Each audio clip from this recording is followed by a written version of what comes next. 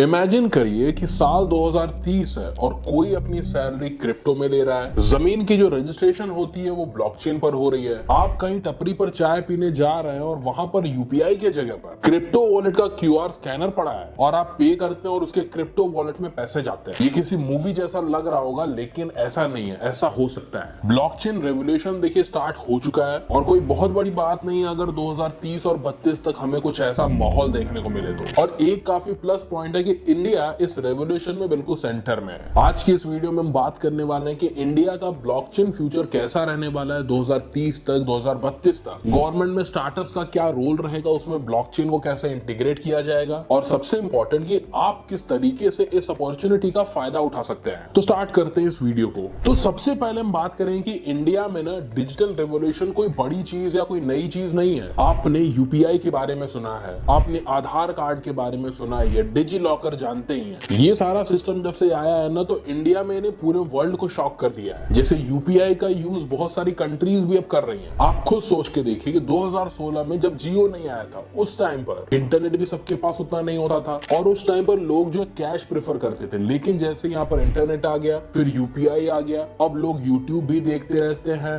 Payment करने के लिए लोग अपना मोबाइल फोन लेकर के चलते हैं। आप और मेरी बात अगर करें तो हम अगर नॉर्मली घूमने कहीं जाते हैं या फिर ट्रैक पैंट्स में अगर हम बाहर जाते हैं तो सिर्फ हमारा फोन रहता है जिससे कि हम पेमेंट करके कोई छोटी मोटी चीज अगर लेनी होती तो ले लेते हैं। क्या 2016 के पहले ऐसा था? तो यही होता है रेवोल्यूशन। आप सोचिए कि आप में से बहुत सारे लोग सोचते होंगे कि अगर हमने जो ऑनलाइन काम करना 2015 या 16 में स्टार्ट किया होता तो जियो के आने के बाद आज आप कितने ज्यादा यहाँ पर प्रॉफिटेबल रहते या फिर सक्सेसफुल रहते। लेकिन अब लोगों को समझ में आ रहा है कि नहीं, हमें भी जो ऑनलाइन काम करना चाहिए क्योंकि सारी चीजें आज के टाइम में ऑनलाइन है। अब यहाँ पर जैसे कि अगर मैं फ्यूचर की बात करूं तो ब्लॉकचेन किस तरीके से जो बड़ा रोल प्ले कर सकता है। गवर्नमेंट ने ऑलरेडी यहाँ पर बहुत सारे प्रोजेक्ट लाए हुए हैं, जैसे कि तेलंगाना और केरला में जो है जो लैंड रिकॉर्ड्स होते हैं वो ब्लॉकचेन पर यहाँ पर फीड हो रहे हैं। महाराष्ट्र में जो डिप्लोमा सर्टिफिकेट्स होते हैं वो यहाँ पर ब्लॉकचेन पर वेरीफाई किए जा रहे हैं। अब आईआईटी मद्रास और पॉलीगन जो कि एक ब्लॉकचेन है, ये दोनों मिल करके एक एजुकेशन क्रेडेंशियल सिस्टम बना रहे हैं ब्लॉकचेन पर ही। तो ये सब मिल करके एक हमें सिग्नल देता है कि यहाँ पर इंडिया भी एक इंफ्रास्ट्रक्चर बना रहा है, डिजिटल इंफ्रास्ट्रक्चर ब्लॉकचेन के लिए। अब अगर ब्लॉकचेन का ऐसा रेवोल्यूशन आता है तो इकोनॉमिक इंपैक्ट कैसा आएगा? तो देखिए, आपको मैं बता दूं कि ब्लॉकचेन या क्रिप्टो जो सिर्फ ट्रेडिंग करने के लिए नहीं है, ये डिजिटल इकोनॉमी का ना बैकबोन है। नैस्कॉम और केपीएमजी की एक रिपोर्ट आई है, उनका ये कहना है कि 2030 तक ये जो ब्लॉकचेन का इकोसिस्टम बन रहा है इंडिया में, ये कंट्रीब्यूट कर सकता है हमारे जीडीपी को। और कितना अमाउंट? $100 बिलियन।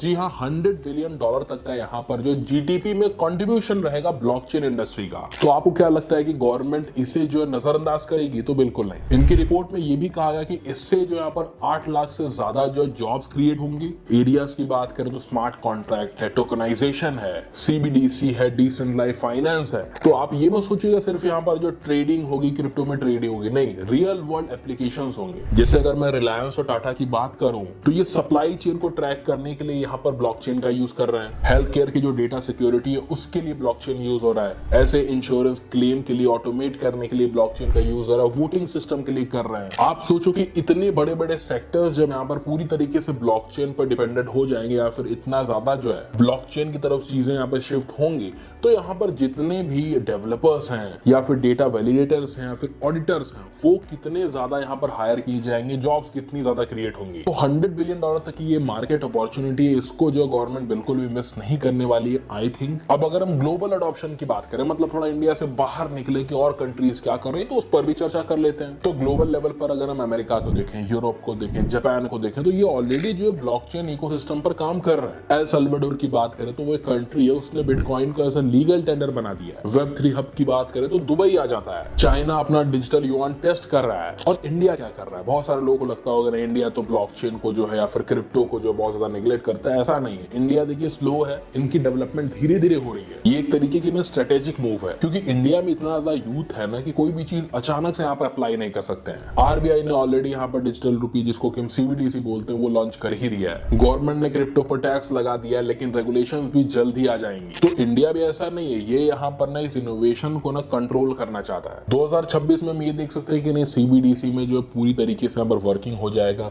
टैक्स की अगर बात करें या फिर रेगुलेशंस की बात करें तो पूरी तरीके से आ जाएंगे और एक लीगल फ्रेमवर्क बन जाएगा जिस पर कि ब्लॉकचेन इंडस्ट्री जो और ज्यादा अच्छे से काम कर सके, जो स्टार्टअप स्टार्टअप सारा वो आराम से काम कर सकें। अब अगर आपके फायदे की बात कर लूं, थोड़ा कैरियर्स की बात करूं यहाँ पर ब्लॉकचेन या फिर क्रिप्टो इंडस्ट्री में, तो इसके लिए थोड़ा पीछे चलिए। जब इंटरनेट आया था तो उस टाइम पर लोगों को लगता था कि इंटरनेट सिर्फ जो ईमेल्स भेजने के लिए होता है, लेकिन ऐसा नहीं है। अब इंटरनेट पर ही सारी जॉब आ रही है। अब डेवलपर हायर किए जाते हैं, डिजिटल मार्केटर्स हायर किए जाते हैं, डेटा साइंटिस्ट हायर किए जाते हैं। ये सारी चीजें आजकल इंटरनेट पे तो हो रही हैं। तो इंटरनेट का बूम कितना बड़ा था, जो पहले यहाँ पर अडॉप्ट कर लिया, पहले चीजों को सीख गया, वो आज किस लेवल पर आप देख रहे हैं। अब वही सेम चीज ना ब्लॉकचेन के साथ हो रही है। 2030 तक बहुत सारे जो ब्लॉकचेन एक्सपर्ट्स हैं, डेवलपर्स हैं, या फिर जो वेब3 के एनालिस्ट हैं, कंटेंट क्रिएटर्स हैं, लीगल एक्सपर्ट्स हैं, ऑडिटर्स हैं, ये काफी ज्यादा हाई पेइंग जॉब्स पा सकते हैं। तो आप इस वाले सेक्टर को भी जरूर यहाँ पर जो है एक बार एक्सप्लोर करिएगा अगर आप एक स्टूडेंट हैं तो, क्योंकि ब्लॉकचेन इंडस्ट्री जो है आने वाली इंडस्ट्री है, और आने वाली इंडस्ट्री को अगर हम अभी से फोकस करके चलते हैं तो फ्यूचर हमारा जो ब्राइट हो सकता है। आप खुद सोचो, इंडिया का जो यूथ है ऑलरेडी बिल्कुल रेडी है कि नहीं क्रिप्टो पर से टैक्स हटाओ, हम क्रिप्टो इंडस्ट्री में काम करना चाहते हैं। पॉलीगन जो कि एक ब्लॉकचेन है, वो वर्ल्ड लेवल पर माना जाना ब्लॉकचेन है, टॉप 10 में आता है। हो सकता है अभी बाहर निकल गया हो मार्केट कैप के हिसाब से, लेकिन आज भी इथेरियम का लेयर 2 ब्लॉकचेन अगर हम देखें तो पॉलीगन नंबर 1 पर है। एशिया के वेब3 हब्स की अगर हम बात करें तो बैंगलोर है, हैदराबाद है। तो अगर आप ट्रेडिंग सीख रहे हो या फिर आप जो यहाँ पर क्रिप्टो की कोडिंग सीख रहे हो या ऐसा कुछ भी अगर आप सीख रहे हो, तो अगले 5 साल आपके लिए काफी अच्छे रहने वाले हैं। और यही रीजन है कि मैं भी इसी इंडस्ट्री में काम करता हूँ। अब थोड़ा हम इन्वेस्टिंग की बात कर लेते हैं, कैसे फ्यूचर को बिल्ड कर सकते हैं ब्लॉकचेन इंडस्ट्री में, उसकी बात कर लेते हैं। तो सिंपल है, जितना जल्दी यहाँ पर हम इसमें एंटर करेंगे, जितना जल्दी हम इसमें इन्वेस्टेड रहेंगे, उतना अच्छा हमें फायदा हो सकता है। तो इन्वेस्ट भी करना है तो बहुत ही वाइजली करना है, जैसे कि अच्छे प्रोजेक्ट को आपको देखना है, बिटकॉइन है, इथेरियम है, सोलाना है, और खास करके ना अवॉइड करना है इन मीम कॉइन्स को, छोटे लो कैप कॉइन्स को, कि नहीं आप यहाँ पर सट्टा नहीं खेलने आए, गैम्बलिंग नहीं करने आए। हम यहाँ पर जो अच्छे यूज केस के प्रोजेक्ट हैं, ब्लॉकचेन इंडस्ट्री को एक्सप्लोर करने आए हैं। तो जो लोग भी सीरियस हैं वो अच्छे प्रोजेक्ट को थोड़ा जो रिसर्च करिएगा। आप यहाँ पर जो स्किल्स को यहाँ पर सीख सकते हैं, जैसे कि स्मार्ट कॉन्ट्रैक्ट्स को कैसे बनाते हैं, डीफाई टूल्स को कैसे यूज करते हैं, टोकन्स की इकोनॉमिक्स क्या कहती है, किस तरीके से इसको हम पढ़ते हैं, एआई को कैसे हम इंटीग्रेट कर सकते हैं, ब्लॉकचेन को कैसे हम एक्सप्लोर कर सकते हैं, ये सारी स्किल्स थोड़ा सीखिए। नेक्स्ट चीज आती है कि सीख लिया सब कुछ तो आपको यहाँ पर अप्लाई करना है, कुछ बिल्ड करिए। वेब3 पर कोई कंटेंट बनाइए, एनएफटी अपनी बनाइए। एक डेवलपर है तो एप्लीकेशन वगैरह बनाइए क्रिप्टो इंडस्ट्री में या फिर ब्लॉकचेन इंडस्ट्री में। याद रखिएगा 2008 में जो लोग भी इंटरनेट के यहाँ पर स्टार्टअप में गए थे वो आज के डेट में बिलियनियर्स हैं। अब हो सकता है कि 2023 में यही स्टोरी जो है ये ब्लॉकचेन इंडस्ट्री के लिए बोली जाए। अब बात कर लेते थोड़ा यहाँ पर चैलेंजेस की, कि नहीं और कितनी यहाँ पर मुश्किलें आ सकती हैं। देखिए, कोई भी अगर रेवोल्यूशन होता है तो उसमें कोई ना कोई प्रॉब्लम भी रहती है। जैसे कि क्रिप्टो की बात करें तो रेगुलेशंस अभी उतनी क्लियर नहीं है, बहुत ज्यादा यहाँ पर स्कैम्स वगैरह होते हैं, लैक ऑफ एजुकेशन की वजह से बहुत सारे लोग यहाँ पर जो है ठगे जाते हैं क्रिप्टो मार्केट में। लेकिन इंडिया के पास एक बहुत अच्छी जो अपॉर्चुनिटी भी है, एक बहुत अच्छा एज भी है। क्यों? क्योंकि इनकी मैक्सिमम जो यहाँ पर पॉपुलेशन है वो यूथ है, मतलब यंगस्टर्स बहुत ज्यादा है। गवर्नमेंट जो है वो ऑलरेडी यहाँ पर डिजिटल इंडिया को बहुत ज्यादा सपोर्ट कर रही है। अगर हम ट्रांजैक्शन कॉस्ट की बात करें तो यूपीआई की सबसे कम है। इंडिया का जो आईटी टैलेंट है उस पर जो है यहाँ पर ग्लोबली लोग भरोसा करते हैं, क्योंकि आप देखते होंगे कि जितनी भी आईटी कंपनीज है उसमें जो इंडियंस ही हैं। बस एक चीज चाहिए यहाँ पर, अवेयरनेस। अगर हम ना ब्लॉकचेन को सिर्फ क्रिप्टो ट्रेडिंग समझ करके यहाँ पर इग्नोर करते हैं तो कहीं ना कहीं हम फ्यूचर को मिस कर रहे हैं, जो अपॉर्चुनिटी आने वाली है उसको मिस कर रहे हैं। आप एक तरीके से सोचिए कि 2030 में आपका जो ड्राइविंग लाइसेंस है वो यहाँ पर ब्लॉकचेन पर बन रहा है और ब्लॉकचेन पर वेरीफाइड हो रहा है, डिटेल्स आपकी ब्लॉकचेन पर ही स्टोर हो रही हैं। हॉस्पिटल के जो रिकॉर्ड्स हैं वो एनएफटी टोकन्स के रूप में यहाँ पर स्टोर किए जा रहे हैं। कॉलेज के जो सर्टिफिकेट्स हैं वो उनको कोई टैंपर नहीं कर सकता, वो एनएफटी के फॉर्म में मिल रहे हैं। गवर्नमेंट की जो सब्सिडीज हैं वो स्मार्ट कॉन्ट्रैक्ट पर यहाँ पर डिस्ट्रीब्यूट किए जा रहे हैं, जिसकी वजह से जो है बहुत ज्यादा जो भ्रष्टाचार है वो कम हो जाएगा, करप्शन कम हो जाएगा, जो बीच के मिडिल मैन होते हैं वो निकल जाएंगे। अब ये कोई देखिए इमेजिनेशन नहीं है, जो इंडिया के बहुत सारे स्टेट प्रोजेक्ट्स हैं ना उनमें ये ऑलरेडी इंप्लीमेंट हो रहा है, टेस्ट किया जा रहा है। तो अगर आपका क्वेश्चन है कि नहीं ब्लॉकचेन आएगा या नहीं आएगा 2030 में, इस तरीके की जो यहाँ पर हाइप बनेगी या नहीं बनेगी, या फिर एक रेवोल्यूशन आएगा या नहीं आएगा, तो वो तो आने वाला है, लेकिन आप रेडी हैं या नहीं वो क्वेश्चन उठता है। तो किस तरीके से आप खुद को प्रिपेयर कर सकते हैं इस रेवोल्यूशन के लिए? पहला चीज है आपको खुद को एजुकेट करना होगा, जो कि मैंने आपको बता दिया। यूट्यूब पर देखिए फ्री कोर्स पड़े हुए हैं,